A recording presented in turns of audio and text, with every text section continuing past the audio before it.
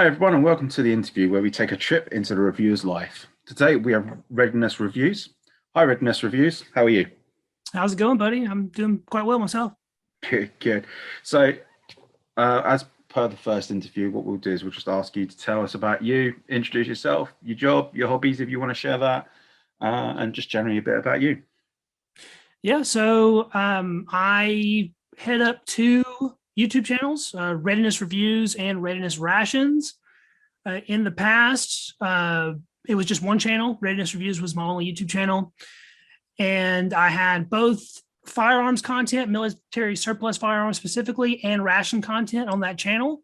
Due to the YouTube algorithm and how it works, I have split my ration content from my gun content on YouTube just so it gets distributed to the people that actually want to see it a little better. So I have both of those channels separately. So I have two YouTube channels, one about military surplus rations and one about military surplus firearms. And that takes up a huge chunk of my time. Other than that, I work 9 to 5 in a desk job in the insurance industry. And I live alone, have a dog. Not too much more interesting things about me, really. Cool. So obviously your day job, as with, I find most of the ration community doesn't correlate to rations. So obviously some of the people are ex-military or have served, or parents that have served. What got you into rations? Like, what was the key moment for you? Well, so I grew up as one of those kids just all about military stuff anyway, and not because my family necessarily has a military link, although I do have past service members in my family. It's just something I was always into. My dad got me into guns and shooting at a very early age. I mean, I was basically shooting by the time I was old enough to like physically hold a gun, I was shooting. And we would go around to gun shows and military shows and stuff like that. And of course, being exposed to those types of things, you're going to run into ration people too. Just from exposure to being around military type things, that's kind of how I first discovered rations. I remember watching a lot of History Channel and Discovery Channel when I was younger. I've always been really into military history and documentaries specifically.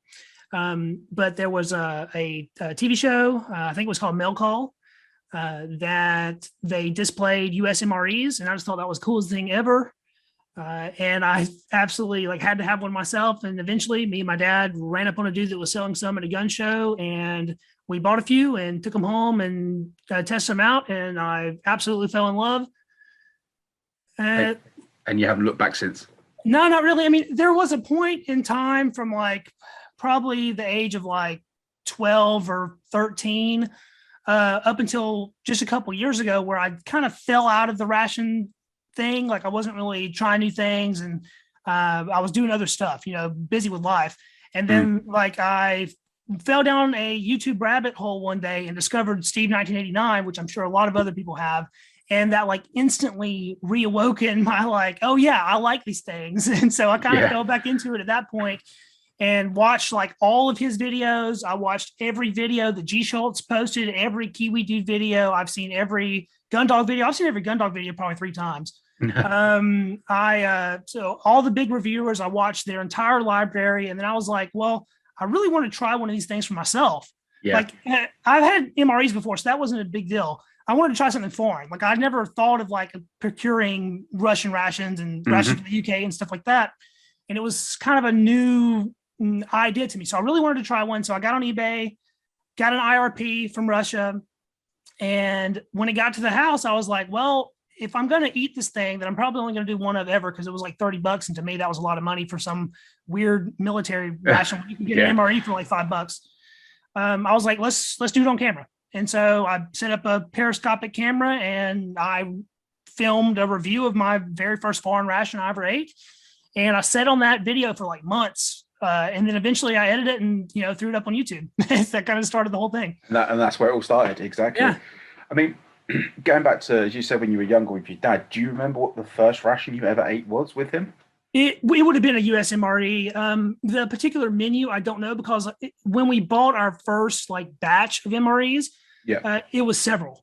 And I remember very specifically things about it, but I don't remember the exact menus. That's but cool. we were at a gun show, and there was an old dude with a table set up, and he had a box on the ground. And in that box was like some loose MREs, and he had a little sign on the outside that was $3 each. Wow. And so I remember that they were $3 a piece. And I think we bought like 3 or 4 of them, something like that. Mm. Yeah. I mean, for me as well, I discovered, and I wasn't even searching for rations on YouTube. It was just on like YouTube recommended at the home page. And Steve popped up, and like you, I fell into this rabbit hole. And before I knew it, I'd been watching Steve's channel for 7 hours straight. Let's looked at the time, and I was like, oh, I've got to be out for work in like half an hour. So that was a very long day for me. And then, as you say, you end up watching all the library and going, well, you know, hey, being in the UK, I can get hold of UK ones relatively easy. Not so much recently, but you know, that's the same pretty much everywhere at the moment, I think, for home rations. But then, as you say, you start looking into the foreign ones. So for me, obviously, the US is foreign rations for me.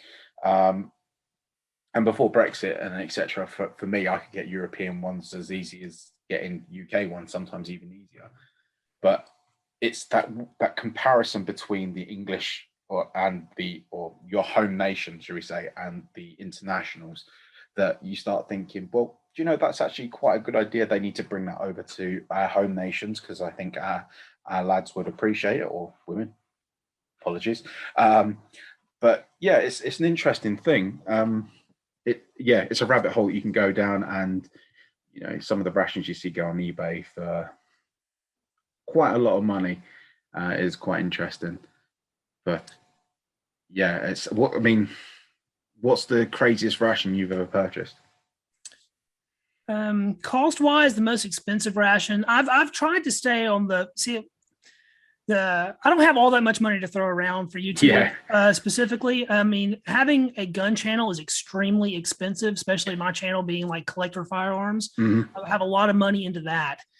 So the ration side, I've never went crazy and like went out and bought a K ration for like $400. It's just like out of my budget, because that's gun money. Like if I'm looking at something, I'm like, do I want to purchase another firearm, or do I want to buy a ration? I'll usually err towards firearm. But the most expensive ration I bought so far was a Kingdom of Denmark ration, and it was like $50. Recently, I did buy several rations from the UK. That cumulatively was a big order. I got a German, I'm unpacking, a Czech BDB, Czech, I can't remember what they call the Czech rations, but I got a Czech 24-hour ration and some other ones, and those were very expensive. But you know, the like European rations the 24-hour rations specifically seem to be about the most expensive that I go for. Now, as far as old rations go, I have spent significant money on food packet long range patrols. Mm-hmm. I like those specifically for older rations, because for the most part, they are still consumable. Yeah. You can actually go out there and eat them, and that's a big thing for me. I don't mind eating the old food, but it'd be a lot easier to eat one of those than it would be, say, like a Ration Combat Individual or something. So I have a couple rations that are like grail rations for me, like the Ration Combat Individual or a K ration. But the thing about those is, even if I did spend the money on it, they're so expensive and they're so old that they're probably not worth eating or opening up. You just kind of want to keep them as a collector item, and I really haven't been able to shell the money out for that yet. Yeah, so I mean that leads perfectly on to my next question. I mean, do you buy rations for just to eat them or review them, or are you a collector as well? I have a little of both. I like. All right, so I'm more of an eater, that's for sure. It's like in my mind, the YouTube library, so the videos that I do are a collection in their own way. So I can always have that video to go back and reference the item that I've reviewed. And so if I get something along the lines of being a little bit more rare, like a food packet cold weather, which I did last year or so, there's not really many of those going around. I think I had the first video on one on YouTube. But I had like 3 of them, and I don't have to open the other 2 because I've already opened one. So I have 2 of those, stowed away. And I kind of do that with some of the other ones. Like I'll buy a couple and try to save one for collection, and then I'll review one, that kind of thing. Yeah, no, of course. And it always helps if you find a good deal on, For sure. on stuff. So you end up buying multiples just because they are the deal that they are. So as with Smitty, I put a request out to the community, and it was a bit short notice because of everything that's been going on. But the one question that did come up is, obviously you've mentioned your vintage firearms and vintage military rations. If you only had to choose one, which one would you choose and why? So if you had to drop one of them, i.e. the rations or the weapons, which one would you drop and why? So at this point, I've tried enough different rations to where if I had to drop that, I think I could. I would not be able to give up firearms. I'm completely addicted, and there's no way I could give that one up. So if I had to do only one or choose only one, it would be military surplus firearms specifically. Mm-hmm. But there's nothing stopping me from continuing my ration journey as well. Fair enough. So, I mean, what has been your overall top favorite ration that you'd quite happily eat on a regular occasion? It was I've had a couple good ones. French rations are particularly good. It's definitely not USMREs. USMREs are inferior to most rations around the world, I would say. I mean, it's one of they're very good shelf life wise. I mean, the fact that you can eat an MRE that's 30 years old is astounding. Yeah. But in the flavor department, they're not really up to par with the rest of the world's offerings. Oddly enough, my favorite I've had so far is a Russian ration. I don't remember what this one is specifically called, but it was packed by Friendship of the Peoples or Friendship of the Nations in Crimea. Right. And the mains in that thing were outstanding. They were absolutely delicious and definitely give even French rations a run for their money, in my opinion. Fair enough.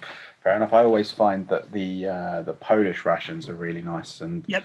the mains are really wholesome and filling. And I had an SR6 a few weeks ago. I did a review of that, and it had Polish sausage and sauerkraut main, and the main was outstanding. It was, as a single main, it was one of the best items I've had out of a ration. It was great. Most definitely. And for a 24-hour one, you get a hell of a lot in that ration.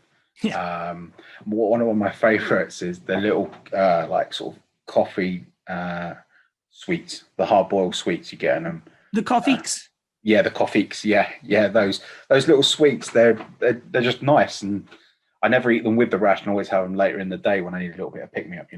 Yeah, it's great to have little leftovers like that. Yeah, exactly. Although, I mean, I'm not a great coffee drinker, so I always end up with loads of little sachets of coffee everywhere because I don't drink it. So, with the accessory packs, once you've opened one for like an English one or a US one, you're sort of rehashing the same ground. So you don't always reopen them. So you end up with loads and loads and loads of these accessory packets everywhere. I'm not complaining because the alcohol hand wipes have been handy recently. But there's only so much you can do with toilet paper. Yeah, I definitely have sort of ran out of space for stuff like that. I just kind of like cram it anywhere I can at this point. And I'll try to use those as much as I can, but I'll do a lot. I'll give away a lot to friends and family and stuff. Like, hey, you want some, coffee creamer packets or sugar packets, stuff like that. Exactly. I don't ever use all that stuff, but it definitely piles up. Exactly. So, I mean, we've done your favorite ration. Obviously, the next question is going to be, what's the worst ration you've ever reviewed or eaten? So I've only been sick from a ration one time, and that was a Chinese type 13. Right. And it didn't make me seriously ill. I had really bad indigestion, and I felt really bad. I was all like sweaty. Actually, there's 2 times I've had a feeling like this. The other one's with the old MRE. I felt like I could like vomit or something, but I never did. I have an iron stomach for the most part. I'll eat pretty much anything, and I rarely feel bad from anything. But that one did make me feel a little off for the rest of that day. But after that, I was fine. Although flavor wise, that one was good. So I enjoyed eating it. I did not enjoy the feeling after eating it. Right. That's yeah. I mean, I suppose with rations, it's a hit and miss because you don't know how they've been stored. Especially if they're coming from the other side of the world.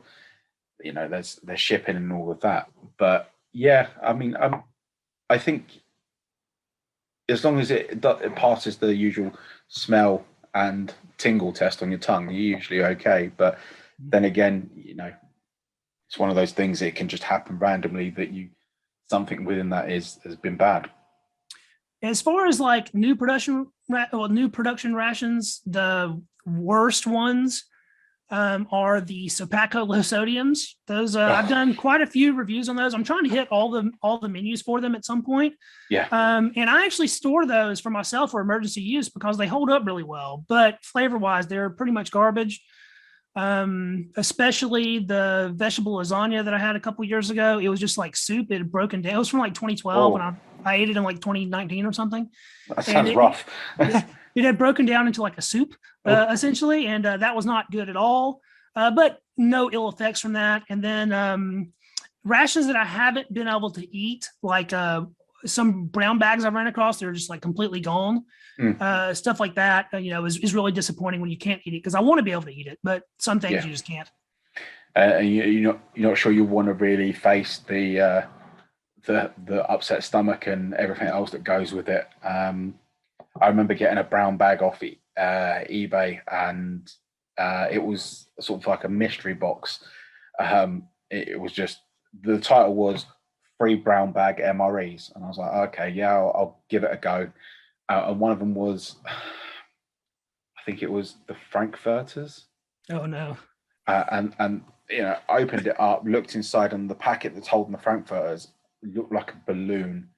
It had expanded and it was absolutely tight. You couldn't squeeze it; it was so tight. And there was some other sticky liquid in the bottom of the bag, which it just literally went in the bin. I was not risking it. I've heard them called the Four Fingers of Death. Yeah. So yeah, no, it's something I didn't really fancy. With like the UK stuff, I think the only bad sort of meal I've had for myself is the all-day breakfast. I just couldn't get on with the consistency of the eggs inside it because they're like a sort of scrambled fried egg thing. I just couldn't get on with it. But you're always going to get that one item in a ration that you're not too happy about. Yeah. So, I mean, we've done the best, done the worst. What's your unicorn ration then? What's the ration you're always on the lookout for, the one special one that you really want to try? Well, it was a Czech ration. I have a lot of Czech firearms, and I have like a Czech mess kit and Czech bayonets and all this kind of stuff to like make kind of a cool thumbnail image, which is something I try to do. Like I try to get all my things together from one country to get them in the thumbnail if I can. Yeah. I've been collecting that stuff over time. And so like a Czech ration has been sort of the top of my list for like a foreign ration that I wanted to do, but I have acquired it at this point. So I'm just kind of waiting to review that one. Looking forward, I would really like the K ration is still my unicorn. I really want a K ration just for the collection, but they're just so prohibitively expensive at this point. I haven't been able to run across one that I, can afford. Yeah. Yeah, no, exactly. I mean, the other one that a lot of people I've seen online is like the Italian rations that have the like the liquor in it. Yep. The small liquor. But I mean, I stupidly had one, and I basically lost it in a move. It went missing, and the moving company never said that it was. They found a box. It went missing with a load of other rations as well, which was really upsetting because obviously they're very hard to come by, and very you see a lot of the other Italian ones, but never with the actual liquor in it, which is really, really sad. But I suppose we all live and learn. I should have put it all in the car instead of getting a removal firm to move it all for me. Yeah, it sounds to me like they might have had an Italian lunch. Yeah, it's Italian and French lunch, I think, but just no pizza in there. So, I mean, obviously, you've said about the Czech ration. What else have you got coming up on your channels? So I'm constantly working. I actually did a 24-hour ration today. I finished that up just before we sat down for this interview. And that was a Russian IRPP, Right. which is a 24-hour ration. So I've been working on that pretty much all day. When I do a 24-hour ration, I do it all within a 24-hour period. And I finished up on that one a little early, but it's fine because I'm so full right now. I couldn't eat another thing. So I'm constantly working. I have a pretty good backlog of things coming out pretty soon. I think my most I'm definitely have my Denmark ration coming out probably a couple weeks from now. It's done at this point, but I'm not going to quite release it yet. The Kingdom of Denmark. And then I have like a civilian ration coming out tomorrow, actually. I'm going to premiere that on the Readiness Rations channel. Yep. And I try to have, I'm constantly working because I try to have a video consistently every week on or every other week on each channel. So I'm kind of going back and forth. I'm always working on it. It's a big job. Yeah, I mean, I think my next question was, what do you find the hardest thing about recording? But I mean, running two channels must be challenging for the amount of time and effort that has to go into this. And I think that sometimes people don't realize that, YouTube channels well, unless you're doing a vlog type channel, you don't really just switch the camera on and go, here it is, and you haven't got to edit it or do anything like that. There's no thought into it. You've got to get ready for it, edit it, and all that stuff. And as you're saying, you get all the country stuff available to make those thumbnails, which draw people in, obviously, to your channel and to the video. So, I mean, what is the hardest thing for you recording? Is it just time constraints, or what is it? The recording is not actually the hardest part. I mean, I can sit down and record a ration fairly easily because I'm just eating and talking about it, and that's something that comes kind of naturally to me. I'm lucky enough to have a decent palate and can kind of pick things apart, and I'm fairly descriptive. So that's not that big of a deal. The problem is editing. Like I'll usually for a 24-hour ration, my film time is usually about an hour and a half. Yeah. And then it's on my shoulders to cut that down in a good way to like 30 minutes or less, because I don't want to bombard someone with some super long hour-long video, right? Yeah, exactly. And then on a single meal, I try to get those as close to 10 or 12, no longer than 15 minutes as possible if I can. And on those, I'm usually filming close to an hour, 45 minutes to an hour film time. So I sit in front of the editing machine far longer than I sit in front of the camera. Any given ration is usually 3 to 12 hours of editing straight. And having a full-time job and everything else that goes into life, it's hard to find that time to set aside to just edit. But that's what takes the longest. Yeah, I completely agree with you. It's I find, as you say, the filming part, the easy part. It's the sitting down and editing, and just I don't know about you, but sometimes you zone out because you've listened or watched the same part of the video so many times, trying to edit it down. And you do make mistakes where you cut something out that you wasn't meant to cut out, and you don't realize until you've uploaded it or you're watching it the final time through and stuff like that, which just elongates the whole situation. Another big time sink that I have is with the firearm videos, and that's doing research. Like I do a lot of kind of historical rundowns and stuff in those videos. Yeah. And the time I put into like researching a gun, even to put out like a 12-minute video, is like very substantial. And I really try to do my homework to get my facts as correct as possible. And even then, I always end up making a mistake on pretty much every video at some point. But I do the best I can. Yeah. And do you have a lot of comments when you do make those incorrect sort of facts? Yes. So if you have an alternative fact, we'll say, no, I'm saying when I have a screw up, I don't like it because I try to get things as correct as possible, and I like my understanding of whatever I'm talking about to be correct. But it's not always is. Many times, like I said, in just about every video, there's at least something I mess up on. It's not a bad thing for YouTube though, because when you get comments, that's a good thing. So if you some YouTubers will sneak like wrong things into their video just to drive comments for engagement to help them with the algorithm. Yeah. Even really big YouTubers do that. And so it's sort of a little bit of a strategy. Now, I've never done that as a strategy, but when it happens, I don't really complain. Yeah. Yeah. And of course, with YouTube, with all their recent changes and, as you say, the algorithms and that, it's not just making the content that you got to do. It's also thinking of how you can be more engaging, even if as you say, some YouTubers make mistakes on purpose to drive comments, which then obviously drives them up the algorithms list, as it were, to becoming a recommended thing because they're a hot or trending video. So it's almost like you need a degree in social engineering or something like that to run on YouTube these days, which is, I guess it's just part and parcel of social media and the world that it is. I mean, I'm not complaining about it because, well, I'm on YouTube doing this, and so is everyone else. But Yeah. it's an interesting progression of the understanding of how it all works.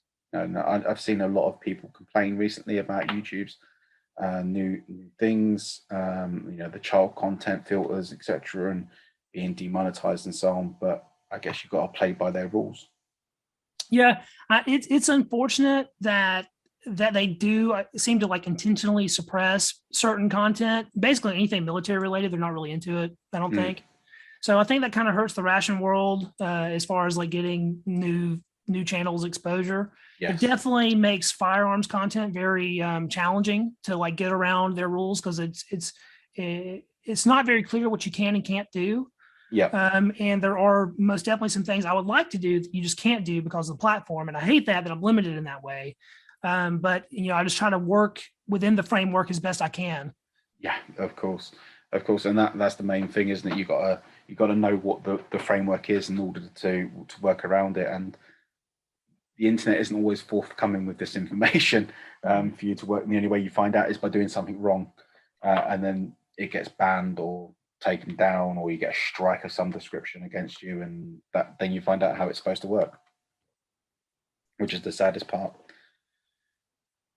So, I mean, what I'll do is, if anyone's interested, I'll put, which you should be, I'll put the links to Readiness Reviews channels down below in the description. So please go and visit his channels, subscribe, like, and watch his content. It's, as we've been speaking about, it's all historical, and it really is a good watch. I'll be honest, I have been watching them since we set this interview up, and it's been an interesting watch, and I do plan on carrying watching, especially with the UK gun laws as we are. The historical firearms is something that definitely interests me. So, I mean, if you've got anything else you want to bring to the table? So I did have one sort of like community question. Yeah. And B Temple wanted to know what my most contextually relevant ration and firearm pairing would be. And that's something that I've kind of been pondering on for like the past few days because I wasn't really quite sure. And he didn't say what the best pairing would be. He said what the most relevant one would be. And I don't really know exactly what he's looking for in that. Relevant to what exactly? I don't know. But I would say my favorite at the moment would be the British SA-80 and the GS, the General Service Food Packet, Operational Ration Pack, because they're both terrible. I like really bad things, and those are both really bad. So I like those. It's bad, but in a good way. Yeah, exactly. Just quickly, but talking of that sort of stuff, I actually grew up across the sort of the river from the Royal Small Arms Factory, where they made the Lee Enfield rifle during World War II, and I had the fortunate experience of, before it all, as with anything in the world, gets repurposed into something completely different. I actually had the fortunate thing of being able to get pretty close to the factory before it was converted into what is now what do they call it, luxury apartments. and so on. But they've managed to keep some of the original features like the water tower and stuff like that. And there's actually a museum there now as well. It's really interesting. What isn't interesting though is being evacuated from your school because they keep finding bombs from where it was missed during World War II. Oh, wow. I suppose it was a target, yeah? A very big target, yeah. Yeah. I mean, so my primary school, in the UK, I think that's up to sort of age 10, I think. I actually got hit by, I think it was a V1 rocket or V2, one of the two, and it took half the school out. It was a Victorian building as well.